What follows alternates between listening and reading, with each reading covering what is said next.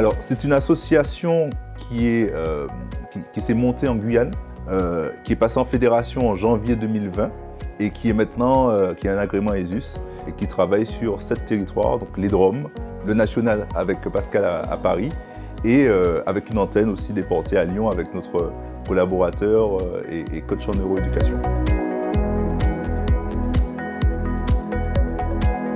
Le parc numérique interagit avec des acteurs de terrain en local, mais interagit aussi avec des partenaires au national et à l'international. C'est-à-dire qu'on va identifier des solutions, des services qui sont adaptés à nos territoires. Donc on va parler d'orientation, on va parler de neuroéducation, on va parler aussi de tout ce qui est soft skills. Donc voilà, toutes ces choses qui nous permettent d'évoluer tout au long de la vie efficacement.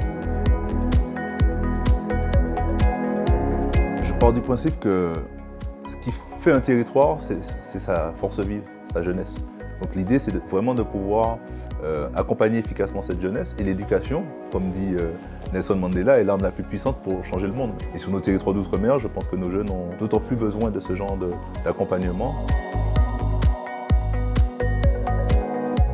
On a l'avantage d'avoir un partenaire comme YouKnowHy qui a déjà effectivement un certain nombre de solutions, qui propose des classes du futur. Donc l'idée aussi, c'est de ramener ces classes du futur sur nos territoires, montrer et démontrer l'intérêt d'aller vers l'innovation pédagogique pour que derrière, les professeurs, les formateurs, les élèves puissent en bénéficier et puissent monter en compétence avec du matériel innovant. En 7 mots, je dirais résilient, je dirais sensibilisation, détection, montée en compétences, orientation, outre-mer, innovation sociale.